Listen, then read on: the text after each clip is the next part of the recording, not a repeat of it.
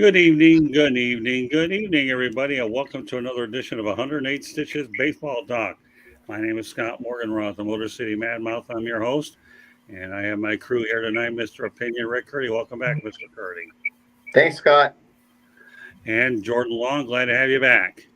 Thanks for having me, Scott. Giving you some frequent flyer miles. Let me know where you're going, and let me know what airline so I can hit you up for a few of them. All right, my friend? Yeah, sounds good, Scott. And Eric Katz decided to join us tonight instead of watching Yankee game, but that's all right. He's still wearing his Yankee attire, so part of his head with the Yankees, and I'm sure we'll all pile on a little bit about some of the doings that are going with the Yankees. But welcome back, Mr. Katz. Good to be here. And George Icorn, well, round two. Yep, good to be back on, Scott, and a great show we have lined up, I'm sure. Oh, yeah, no doubt about it. So, all right, I had an opportunity to see my first live ball game, so I'm only going to give you my eye test on the rule changes. Did notice a big difference in the base pass because to me, I'm so accustomed to seeing bases on first, second, and third anyway. So if you think I'm going to worry about letting my rotten eyes being able to measure a base, didn't matter.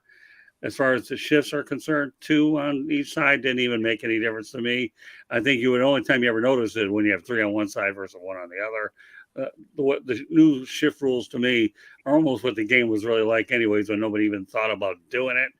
Now, the pitch clock was actually pretty good, but I have to admit, okay, I had to shorten my snack breaks between innings, and the game took 2 hours and 15 minutes. So if I'm going to eat a little bit more, I better have a little bit more on my desk early, although I do have MLB Live so I can catch up on my scorecard and get it right. But I knew that I better let these 60-year-old legs move a little bit quicker because now if the pace of the game is going to change, that means, my time from my spot to the food and whatever I'm going to have, a little bit shorter, but I'll acclimate a little bit. And the only thing I'll have to do is set a roll a little further so I can see the pitch clock. So all in all, the Marlins and Diamondbacks game took 2 hours and 15 minutes, and now I've had an opportunity to see it.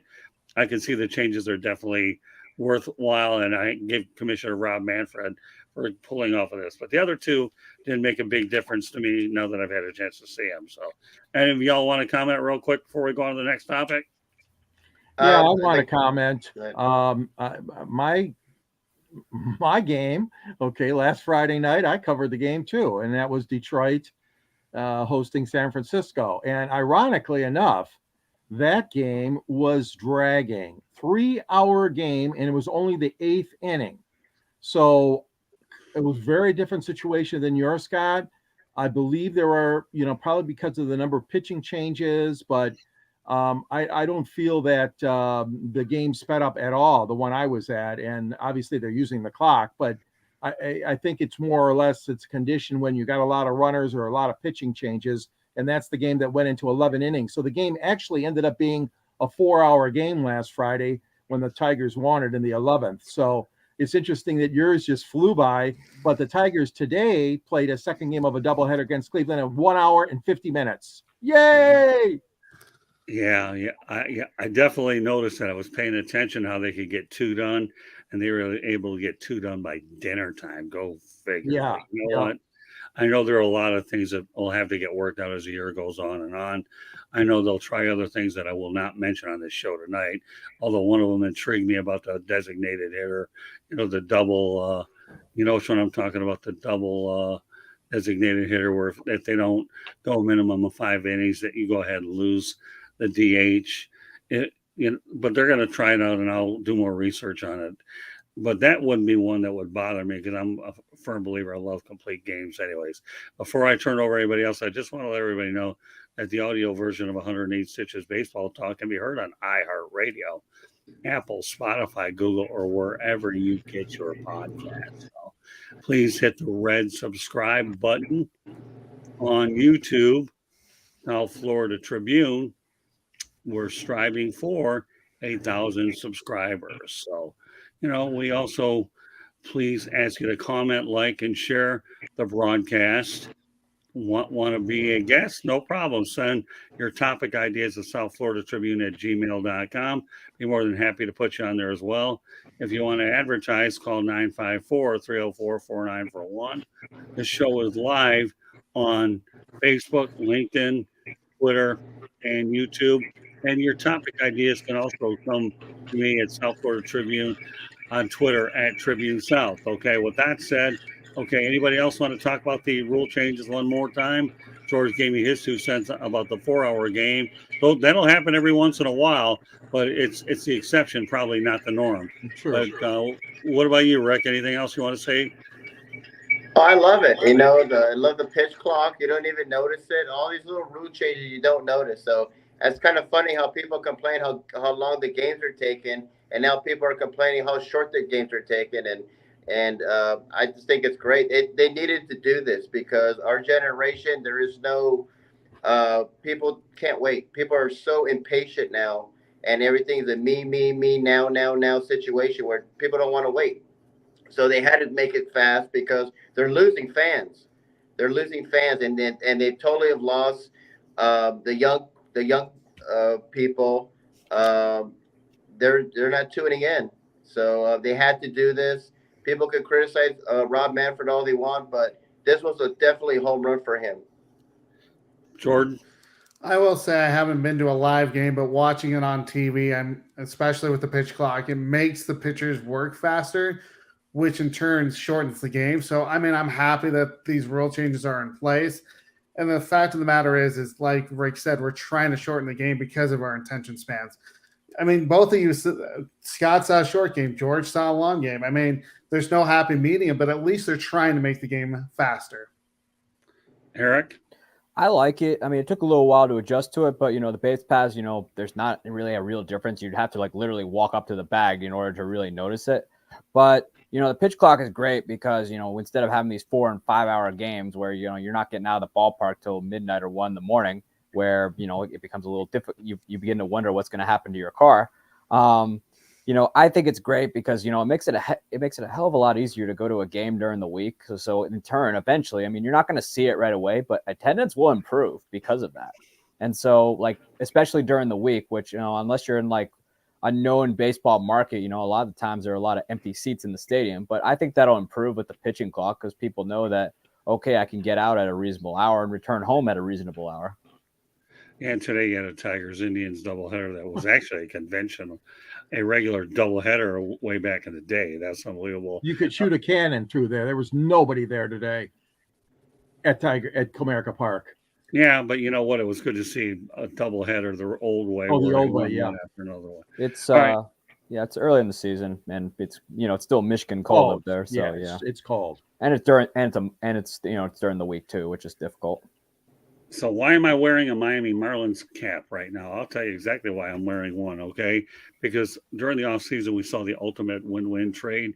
The Minnesota Twins are close to a 4-year, $73.5 million contract for Pablo Lopez, has a 1.73 earned run average in 4 starts while leading Major League Baseball in strikeouts. With 33, he's 1-1, 26 innings pitched. Meanwhile, on the Miami Marlins side of the equation, last year's AL hitting king Luis Arias, I believe is how it's pronounced, leads the majors with a 4.55 average. Got to give Marlins general manager Kim Ng for making this trade. It looks like a win-win for both. Rick, what do you think? Absolutely. This was a feather in their cap. This is something Miami needed. They've had issues with attendance. The team hasn't been good. The owner got some tight fists in his pockets, doesn't want to dish out the money. So they're just building pieces by pieces, and they're really good about getting young pitchers. They got a great young hitter, and they just can get a big bat up there that can get 30 home runs. There will be a really, really good team. That's the only thing the Marlins need is a big bat. They needed someone that can just hit home runs, and that's the only thing they're missing is that. If they can get that, they can be a contender. Well, I mean, even in a losing effort, 5-0, they still beat the Diamondbacks 2-3, and of course and now they're taking on the Giants right now. But I don't have any updates at the moment.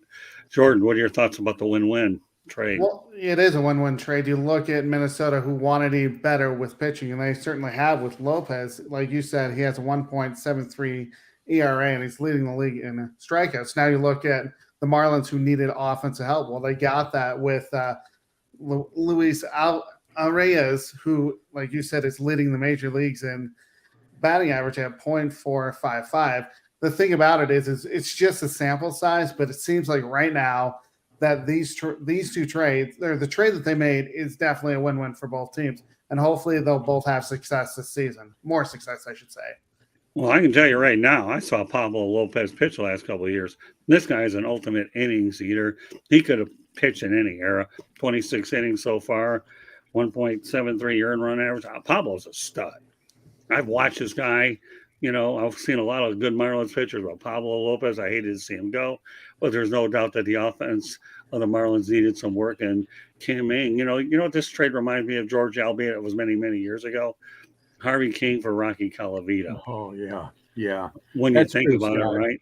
Yeah, that's a good one. That was a real good one. And that caused a lot of consternation among Indians and Tigers fans at the time because they both were in love with the player that was traded. But I'll tell you what, this makes me even sicker as to the crap that Al Avila and before him Dombrowski did to the Detroit fans. It makes me even sicker what we got for Verlander, which was practically nothing. And, you know, hey, listen, I'm with you guys. I think it's great that a trade does work out this way. Okay. But it's just so disgusting and so disheartening to Tiger fans when they see this, because like I said, they sold the cupboard and, and they got rid of everybody that was worth anything in Detroit here, because that's when the ownership was saying, no, too expensive. We're not going to win it all. Let's start cutting back. And everybody was shipped out of town, as you guys know. But no, these two guys are stars. They are stars. And you hit it spot on, Jordan and Scott, that both teams benefited from this. And I think that's great for baseball because they saw a need. They both saw a need, and that need was satisfied with one side pitching, one side hitting. Right. And not only that, in the case of Colavito and Harvey King, you had the reigning batting champion for the home run guy. And, right. But yet, regardless, pitching and offense, and that's where the Marlins have really struggled with run support lately. So, Eric, will let you have the final word on this subject.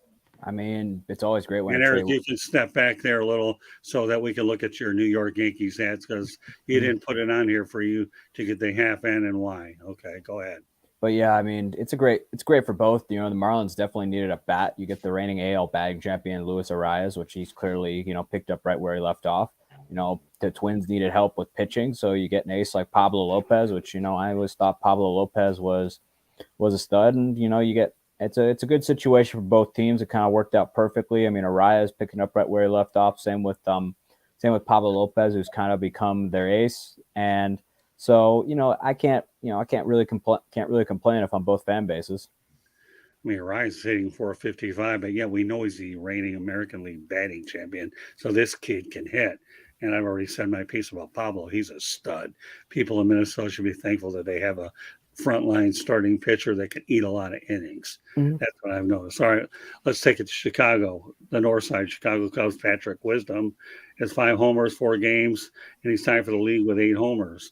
Rick, does that surprise you that Patrick, I would hate to use this nickname because it's a bad one, but Patrick Wisdom Teeth, okay, is chewing these pitchers up with the long ball. Bad analogy, but I had to put the wisdom teeth in. Go ahead, Rick. It's a good story so far. It's just really super duper early. So, we just have to kind of calm down. I know Jordan's probably ecstatic and wants to make this guy the governor and the mayor, but let's kind of cooler jets a little bit. It's a good story. It's a good start. Got a long way to go. But yeah, you're going to see players get off to hot starts, and they might cool off at the end. You're going to see some that are off to slow starts and might heat it up. But so far, it's a good story for Chicago. So I like it. But am I surprised? No, there's usually some surprise guy that comes out of nowhere that really heats it up. And so it's a good story, though. Jordan? Like Rick was saying, I am excited about how well Patrick Wisdom is hitting. Like you said, 8 home runs, but the last 2 years he's broken, 25 plus home runs. Can he do it for the rest of the season? He's off to a great start. His most home runs he's had was 28, and that happened 2 years ago. If he continues this pace, he could easily hit 30 or 40 home runs, but I'm not quite there yet just because it's early in the season. He could go through a cold streak, but either way, he's still off to a great start. Well, it doesn't hurt that he's playing at Wrigley Field where the wind blows, the ball goes, as we say in the Windy City, right? Mm-hmm. And no, I don't plan to go out there and try to get a opportunity on American Idol with my singing. Otherwise, you're gonna have a lot of deaf people. That's for sure. So, all right, George Eichhorn. Well, Patrick, I mean, I'm happy for him. I think this is a good thing for the Cubs. There's a lot of excitement anytime a guy gets hot like that. And it reminds me back in the day the Tigers had a fellow named Chris Shelton, and he went on a tear when Sparky was the manager. I remember the first few months of the season was just nobody could stop this kid from hitting home runs, and then everything just petered out after June 1st, let's say. But the track record is there for this guy as opposed to Shelton. I'm comparing apples to oranges here, but no, I'm happy for him. I think it's exciting. We got a couple of young guys that we hope get in that kind of groove. Ricky Green and Spencer Torkelson here on the Tigers. I mean, Riley Green, isn't it? Yeah, Riley Green. I'm sorry. He hit the game-winning home run today in the second game of the Twin Bill. And so Riley Green and Torkelson are hopefully going to do that in Detroit. But no, the Cubbies, you should be happy. It's a fun story, and he's really hitting the crap out of the ball. Good for him. Eric. He was always a great power hitter. I mean, we knew that from the get-go. He just struck out a lot, but what's even more impressive is he's cut down on his strikeout rate this year. Like, that was just the biggest issue with him, is he'd be striking out upwards of probably more than 25% of the time, but yet he had so much power. So, it doesn't really shock me. It's a nice story to begin the year, but am I really gonna be all over it? Not really, just because, it is early, because, you see guys get off to a hot start, and then come May, June, July, we see the bat kind of cool off, aside from Aaron Judge last year. But, so obviously it's a nice early story to really get in the mood for baseball again. Well, hey, look, the best part about baseball early is we have all these high batting averages. We won't see another Ted Williams get another 400 season, but boy, it's so nice looking at those 400 numbers as we look in the beginning of April. But, hey, again, another early season, put your eyes on it a little and see whether you've got yourself a future stud down the road. And I think that's pretty good. And as much as I don't like to bring up basketball sometimes, I won't go to say that Austin Reeves is a baseball story, but he's certainly doing some pretty good things with the LA Lakers. You can find some of these guys out of nowhere, and all of a sudden, before long, they make a bit of a difference there. So more power to Patrick Wisdom Tooth. And no, this did not come from Chris Berman. All right. Two things I want to get to here before we go to parting shots. I like looking at fascinating facts. And this guy came from Mark Osowski on Facebook. And George, you'll be all too familiar with this one. Willie's walk-off single in the bottom of the ninth before a hometown crowd of 33,688 witnessed history as Detroit's Denny McLain pitches a complete game victory to become the last pitcher in Major League history to win 30 games. Denny would go on to win one more for the season and post a 31-6 record in 1968, excuse me. McLain threw 336 innings in 1968. Now, Sandy Alcantara had the most innings pitched in 2022 with 228. Do the math, folks, but this is 108 innings different, but it's pretty neat to see Sandy Alcantara and Danny McLain in the same sentence, let alone the fact that Sandy won the Cy Young Award. Right, Rick? Absolutely, and hopefully Sandy could have a better career and hopefully stay out of trouble unlike Danny McLain. It's fortunate what happened to him, but yeah, and with all this taking pitchers out and saving them and all that stuff, this guy could be in any era. I mean, he really can. And I think he could, I think he would pitch and pitch and pitch. But, today's world, we got to be really careful with what we do with these pitchers. We want to save them, all this analytics stuff. Everybody knows I love analytics. So, but it's a great story. I would love to see another 30-game winner. I don't think it's ever going to happen again. We're looking to see 20 games now, and so, but it's a great story. And I'm happy for the Marlins that they have a great ace like that. And so, but it's a great story. Yeah, Sandy Alcantara. He's 1-2, not doing that well first few games. And his first outing was a good one. Last two, not so, but Yeah, Sandy will be fine. I know. it And happens. I love watching Sandy. He, to me, is as old school as you can get. I know Jordan, being in the National League, you probably had opportunity to see him in Colorado. So, do you know anything about Willie Horton at all? I don't. That's okay. Rick, what do you know about Willie Horton? I've heard of the name, but I'm not really. My era was more like Rob Deere and Mickey Tettleton. No. Those are the players I grew up watching. I used to love Mickey Tettleton. He was great switch hitting back catcher. He had that really straight stance. Very underrated catcher and pitcher. That was more my era. No problem. One of the few things you don't know because you get just about all of them right, anyways. All right, so we know you both know about Sandy Alcantara. So, Jordan, you've seen him play against the Rockies. You've seen him play overall. What are your thoughts about Sandy? He is a pretty good pitcher, like Rick was saying. He could play in any era. What's amazing to me is I would like to see a 30-game winner, but we're not going to ever see that. I would love to see Sandy do it, but the problem is like Rick was saying, we're so on the analytics. We have so many, injuries because of pitching that we'll never see, or they're afraid of injuries that we'll never see a 30-game winner. But hopefully Sandy can get, 20 plus victories this year. That would be great for him to win another Cy Young. Now, we know Eric Katz probably has heard of Willie Horton, right? Billy Martin's bodyguard. No. Well, he coached. He actually was a coach on the Yankees, and then he also he played for the Tigers for a very long time. Well, you're a little further ahead than most, but anyways, let's talk about the comparison between the Alcantara versus McLean and Willie Horton doing his magic at Tiger Stadium. If there's ever a guy that certainly did get his number retired, even though he didn't make it to the Hall of Fame, Willie Horton was worthy of it, and Luke Whitaker. But Eric, the floor is yours.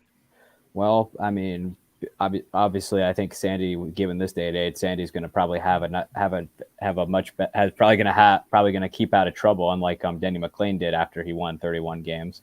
But Sandy is one of those pitchers that you could put him in any era and he'd succeed. It doesn't matter. The guy is a throwback pitcher. I saw him once when the Marlins were in Milwaukee about a couple of years ago, and man, he could throw. Yeah. And he strikes out batters at a very high clip. He's one of those pitchers that could just pitch and pitch and pitch. Like he could probably go the next day if you really wanted him to. But overall, yeah, he's off to a slow start, but I'm not really that concerned. It's like April. I mean, we're already acting like it's September, and he's truly just one of the best pitchers in baseball today. He was a Cy Young winner last year. He was obviously very deserving of it.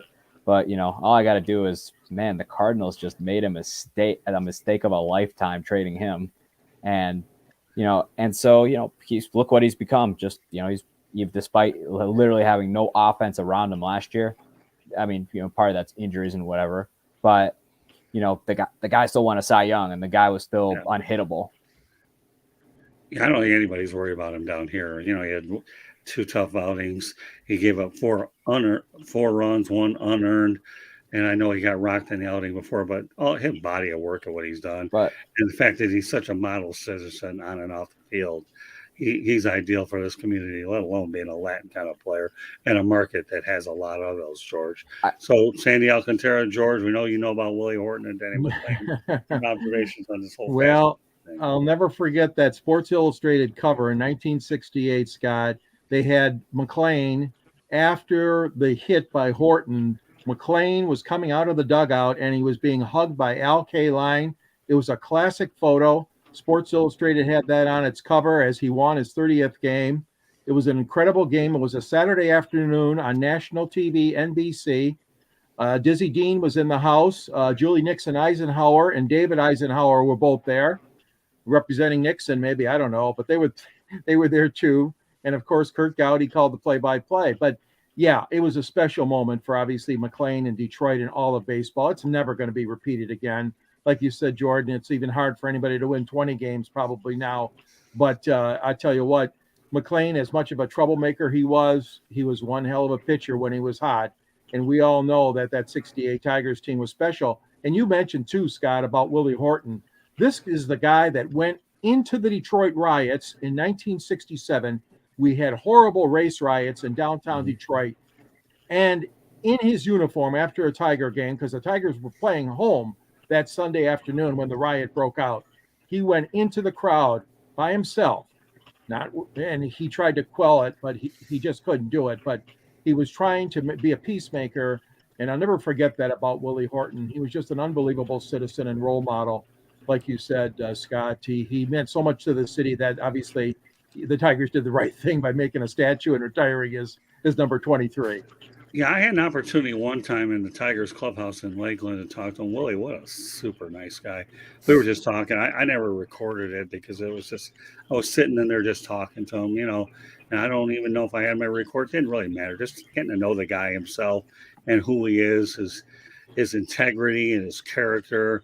And, let's face the reality, not everybody's going to get in the Hall of Fame, but at least his number is retired. So he's in Detroit. I know not every Yankee's in the Hall of Fame yet, but they honor great organizations, honor great players, whether they make it to the Hall or not.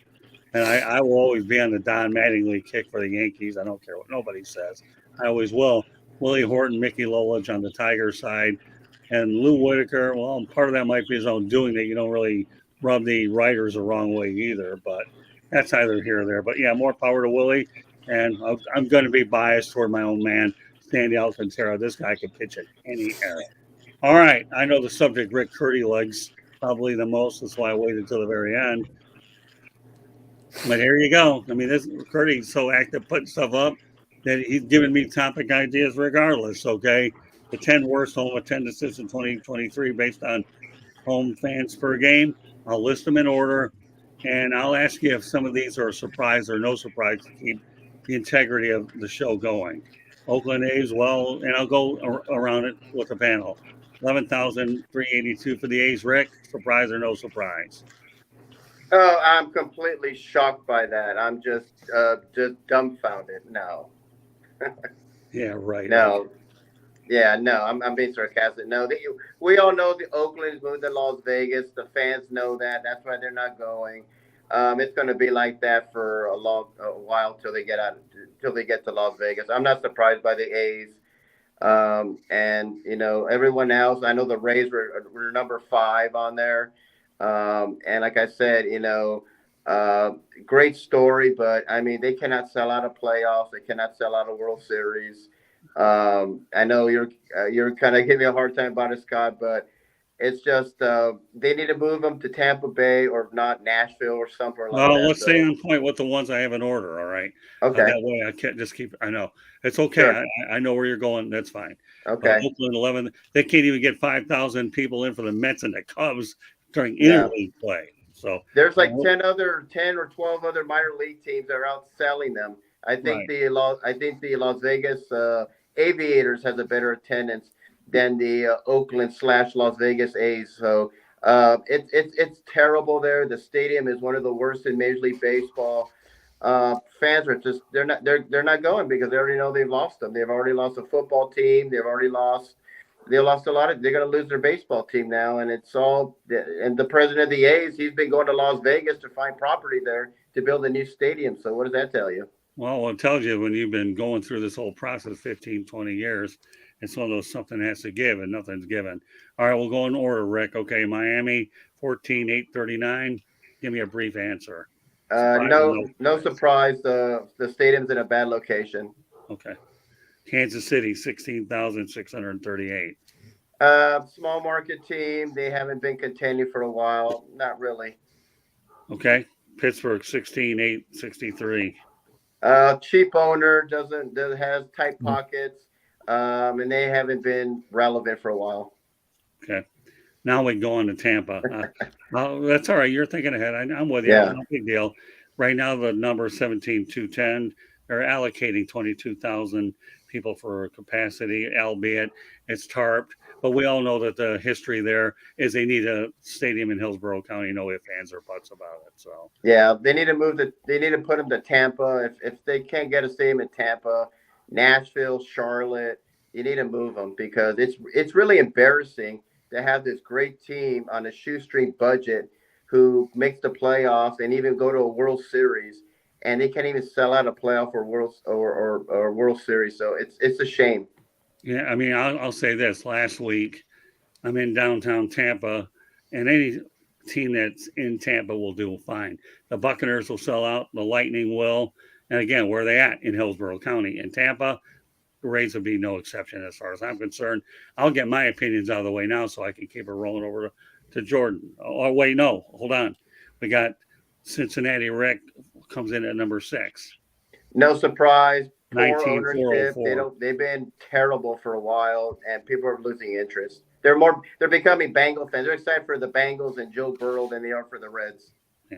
Yeah, 19,404. Minnesota, 20,833. I'm a little surprised by that. Minnesota is a good town.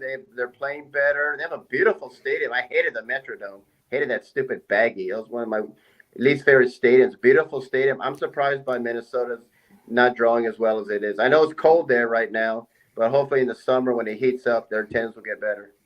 And as I understand, I think they were 10-6 first in the American League Norris division, as Chris Berman would say.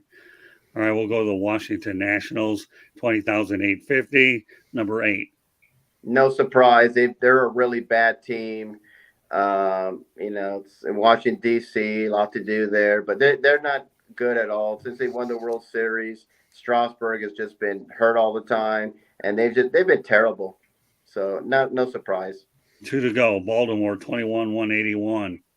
The Orioles, they were a good story last year, kind of a surprise team.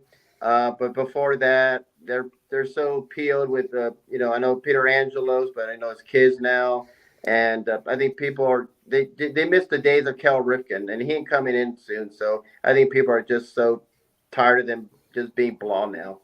And finally, 21,272 goes to the Cleveland Guardians. I'm very surprised. This one surprised me the most because Cleveland is a great sports town. They support their Browns despite how bad they are, despite how cursed they are. You have a great manager there. He won Manager of the Year. He's done it multiple times. I would think there'd be a lot more excitement there in Cleveland. And that surprised me that Cleveland is on the bottom in attendance. All right, I'll go over to Jordan, but we won't repeat the numbers. But I'll just go in order. Oakland, surprise or no surprise? No surprise. Like Rick said, they need a new stadium. They're not going to get that. They're going to leave to Vegas. Okay, Miami. Not a really big surprise there. Okay. Kansas City. Kansas City, again, not a surprise. They used to be good, and they're pretty much rebuilding, and their fans don't want to show up just because of the fact that they're rebuilding and not a winning team. Pittsburgh. Again, another team that's not a surprise just because, again, they're not a good team. They've tried to rebuild, but yet they're still in the rebuilding process, so it doesn't surprise me. Tampa. That one a little bit just because of the location. We've talked about the location of the baseball field because they are a competitive team. Once they move it, that attendance will go up. Okay. Cincinnati. Doesn't surprise me. Like Rick said, they're more into the Bengals now. Cincinnati has really fallen off. They're not a really great run franchise right now. Okay. Minnesota. Surprises me a little bit, but again, it's cold in Minnesota right now. Target Field is outside. That'll start to once the weather heats up, more fans will show up to see a winning ball club. Washington. Doesn't surprise me. Like Rick said, there's a lot more to do in Washington than go to see a Washington Nationals game. Baltimore, I guess they're in the Beltway for both of them. Well, Baltimore does surprise me just because they had an impressive end of the season. But again, it's a little cold there. Maybe if they start playing better baseball, then that attendance will improve. And last but not least, Cleveland. Surprises me a little bit just because, like Rick said, they have a great manager. They have some good ball players. But again, it's cold in Cleveland right now. And right. Yeah, they support the Browns. I'm sure they'll support the Guardians once it's June, July, and August. George. Oakland. No surprise at all, Scott. They have been in the dog days for years and years and years. fans won't support them. Miami. Miami, again, you and I have had conversations long and many times on this.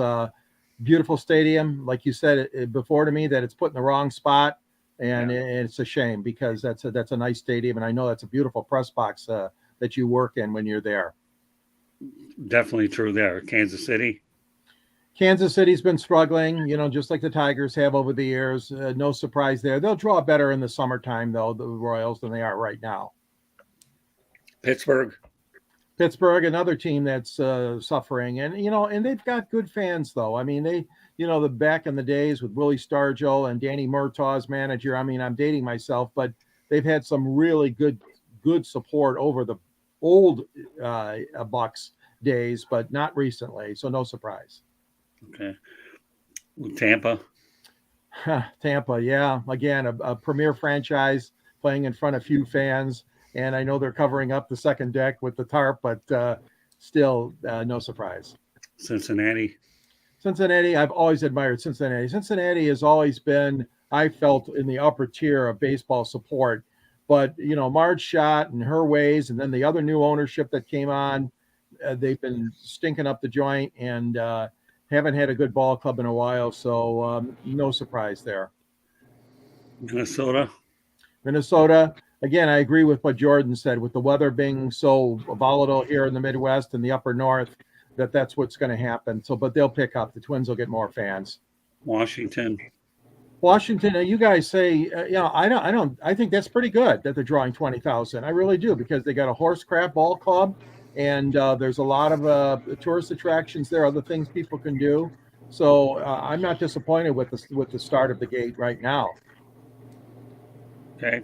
Baltimore, another team that, like you said earlier, guys, they've been playing better ball the last couple of years. So I look for that to be increase, and I really think that I'm surprised now that it's not a little bit better. and last but not least, Cleveland. I think weather conditions, they really don't draw well early in the season. It's like the Detroit Tigers are the same way.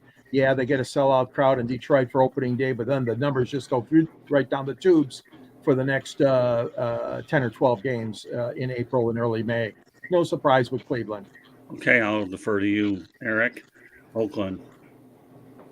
I'm not surprised. I can name worse neighborhoods that are a lot more attractive than seeing an Oakland A's baseball game.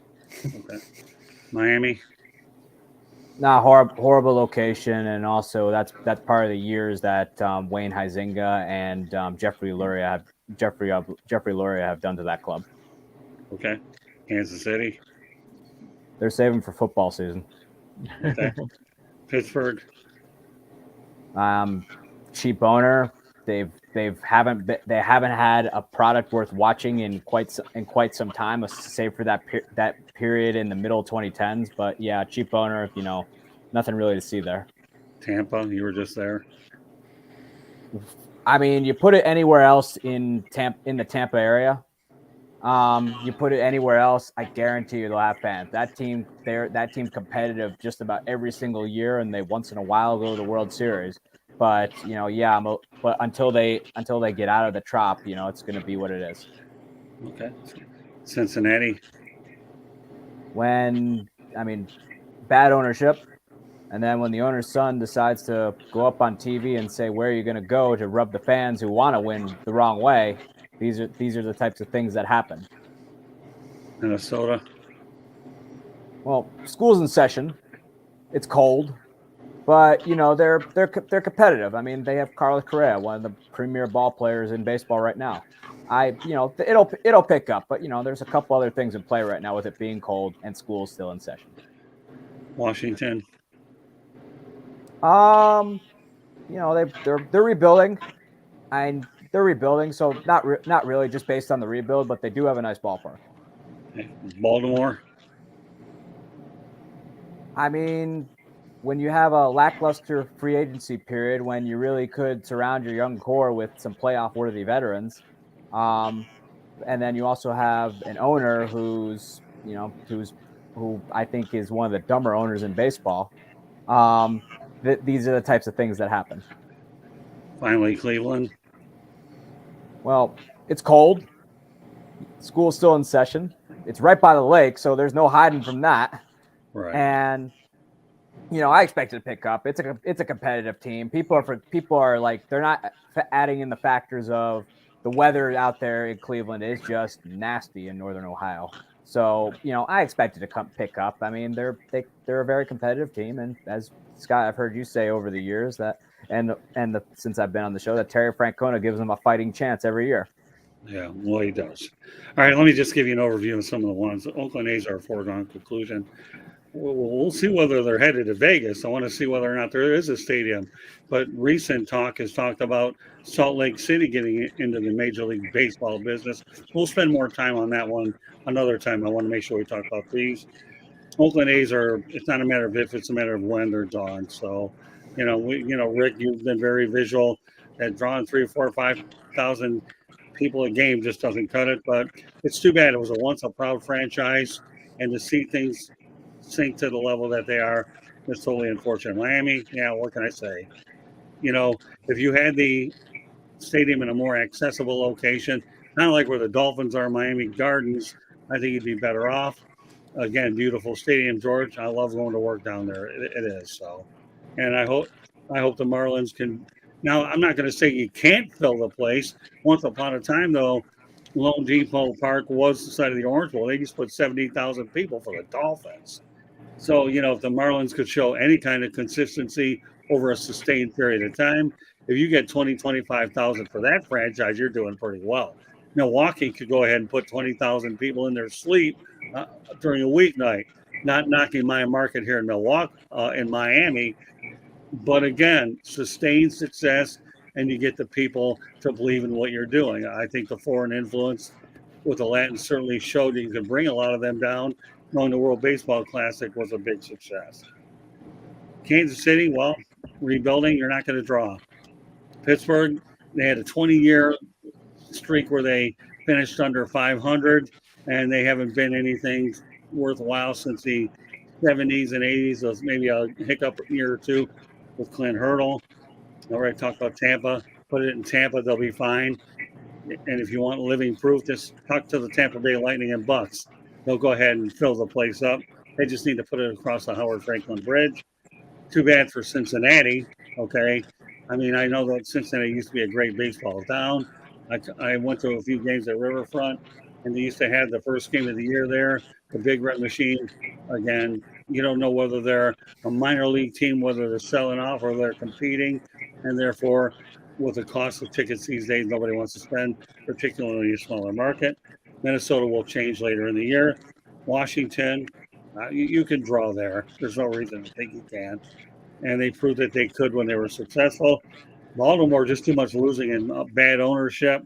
In Cleveland, I know it's a great sports town, whether being a part of it, but believe me, Cleveland's fine. And again, I'll go back to what you said. Terry Francona gives you a puncher's chance to at least be successful. All right, that concludes our main topics because everybody had their parting shot. Rick, please lead off. Well, Fernando Tatis has been in El Paso with the Chihuahuas, and everybody's so excited that he's ripping the ball off the cover and doing so great. And it's a wonderful, wonderful story. But I'm being sarcastic, of course, because isn't this guy serving a suspension for cheating? So why is this guy, this idiot, this immature imbecile, rehabbing? Usually isn't rehabbing for people who had injuries or maybe people signed a minor league contract trying to get back in their way into Major League Baseball? Why is Major League Baseball rewarding this guy with rehab when I don't remember any guy serving a 60-game or 100-game suspension for PD use, rehabbing in their minors? So to me, this was bad for Major League Baseball. Shame on Major League Baseball for this. Shame on the Padres. And I know the Chihuahuas want a big name, so I can't fault them. But I just think it looks really bad to give a guy who cheated, who served the 60-game suspension for cheating again, and he's okay to rehab. That's not cool. It's supposed to be for people who are coming back from an injury list. So shame on MLB and shame on the Padres for allowing that to happen. Okay. Very good. Jordan. So as we talked about the Pablo Lopez trade. Well, he actually got an extension. The deal is $73.5 million for 4 years. We're paying him $18.375 million. We talked about how good he's been pitching this year with a 1.73 ERA with 33 strikeouts, a 1-1 record. The thing is, though, I wouldn't have made this deal. The reason why is he's 29-32 career in Major League Baseball in his 5th year. I just haven't seen the body of work to say, okay, let's give him $18 million per year. The thing is, though, maybe he'll improve his numbers to prove me wrong if he wins, 15 plus games, because he hasn't done that in his Major League Baseball career to this point. Well, the only thing I'll say about that, though, Jordan, in Miami, he hasn't had a lot of run support. So I think that would have definitely have taken his record over the 500. I agree with what you're thinking for the most part, but he eats up a lot of innings, and the lack of run support may have attributed to the 500 record. But it's still a good parting shot nonetheless. All right, Eric. I mean, I have to say though, with the Yankees, just given what they've dealt with during the spring and also into the season, the fact that they haven't lost a series yet is truly impressive. Okay. All right, George.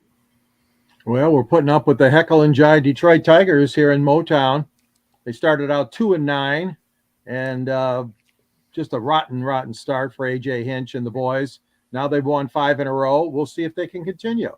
They played well the last 5 games. A couple of them, walk-off wins. And Miguel Cabrera, even the old man Miguel Cabrera, got an 11th inning single up the box and they scored the winning run. So there's a little bit more excitement now in Detroit after a 5-game winning streak, but we'll see how long it lasts. Tigers still have a lot of holes in that lineup, and they're trying to play a patchwork lineup right now. But until these young pitchers get healthy, those draft choices of the Tigers, I'm afraid they're not going to go anywhere. Thank goodness Spencer Turnbull is back, but all the other ones are still sidelined, including Manning and Casey Mize and Tarek School. And, it's a shame. All these pitchers that they drafted high or first round are all injured right now. Like I said, exception Turnbull. Well, I'm going back to the Tampa Bay Rays, 13-0. Nobody will ever put an asterisk next to it because you are in history is 13-0, but the quality of the opposition for all of us that really follows the sport, the Tigers, then they beat the Nationals. I think they beat the Oakland A's, I believe, right? And then the Boston Red Sox. Yeah. What happens when you go to Toronto? Well, you only brought one home back to America, went home back to America because Toronto beat you twice. If that wasn't bad enough, the team we all like to pick on, Cincinnati Reds, beat them 8-1, although the last I looked at Cincinnati was trailing 8-0. You know what? I have the utmost respect, okay, for the Tampa Bay Rays, and they do it all right, administrative. I hope they get that stadium straight, but that 13-0 record just doesn't have a good feel for me, knowing the quality of the opposition that they had enabled them to get there. But you know what? Down the road, nobody will ever know it anyways, and all that will stand out is 13-0. So more power to the Rays. We'll just see if they can sustain it all year long and hope and pray that ownership makes a sensible decision about where the Rays are going to play, because you know what? Before long, 2027 is going to be here. And the Rays, I'll guarantee they're not playing at Tropicana Field. So that concludes this edition of 108 Stitches Baseball Talk. So with that said, I'll let everybody know how they can get a hold of it. So Rick, lead off. You can find me at my website, www.charlottebats.com. Please go on there, sign our petition. We want to bring Major League Baseball to Charlotte, North Carolina. I'm also on Facebook at Charlotte MLB. Charlotte Bats Baseball. I'm on Instagram at Charlotte Bats and Twitter, Charlotte Bats Baseball. And I'm also on LinkedIn under Rick Curdy. And my email address is cltbatsbaseball@gmail.com. And I should point out, Rick does a wonderful job promoting our content, South Florida Tribune. Eternally grateful, Rick. Keep up the good work. We appreciate you big time. All right. Jordan, you're up. You can follow me on Twitter at SportsScoop1. I have a blog that I write Mondays through Thursdays with podcasts on Fridays at sports-scoop.com. Of course, find me on 108 Stitches for Tuesdays nights, and of course, all the other programs that we have on Sideline Sports. I'm a part of some of them, so catch me there. Yeah, I'll see you on Pundit tomorrow night. Yep. Okay, Eric, you're next. You could follow me on my Twitter at Sports Team News, or read my blog at bellyupsports.com, where I write all things baseball. And last but not least, the author. Yes, Ernie Harwell wrote the foreword for my book, and I'm so proud of that fact. Detroit Sports Broadcasters on the Air. It's a nice read. It's less than $20. It's a good bargain. There's a link at my column on the South Florida Tribune. I write under the Motor City Tribune, and my columns at the bottom of it always has the link to purchase a copy of the book. And Scott's in the book, interviewing Muhammad Ali and Jimmy Connors, and Ted Williams is in the book, and Al Kaline and Hank Aaron. There's a lot of good pictures in there of Detroit and Michigan sports broadcasting history. You can reach me at gicorn@yahoo.com or on Twitter, SandGSports99. And you can read me, like I said, on the publications in the South Florida Tribune, and find me here on 108 Stitches and the Sports Exchange and Fire Up and other shows that Scott asked me to be on. So glad to be part of the act. I should let everybody know the audio version of 108 Stitches Baseball Talk can be heard on iHeartRadio, Apple, Spotify, Google, or wherever you get your podcasts. So please hit the red subscribe button on YouTube, South Florida Tribune. We're striving for 1,000 subscribers. Please comment, like, and share the broadcast. Want to be a guest? No problem. Send topic ideas to South Florida Tribune at gmail.com, or you can do it on Twitter with me at Tribune South on Twitter as well. If you want to advertise, no problem. Contact me at 954-304-4941. We are live on Facebook, LinkedIn, Twitter, and YouTube. Also, our website is www.southfloridatribune.com. Kudos to Candy Ebling, who does an unbelievable job putting the shows up and all the written content. And last week, she was really great in terms of filling in for me when I had my big quadruple header. It consisted of the Red Wings and the Lightning on Thursday night. And then I had the Miami Hurricanes spring football game on Friday, had FAU spring on Saturday, and wrapping up with the Marlins and the Diamondbacks. So good show. Feel we covered a lot of timely topics, and looking forward to next week's edition of 108 Stitches Baseball Talk. So once again, on behalf of Rick Curdy, Jordan Long, Eric Katz, George Eichhorn, my name is Scott Morganroth, the Motor City Manmouth. Thank you for joining us. Good night, everybody, and see you next week.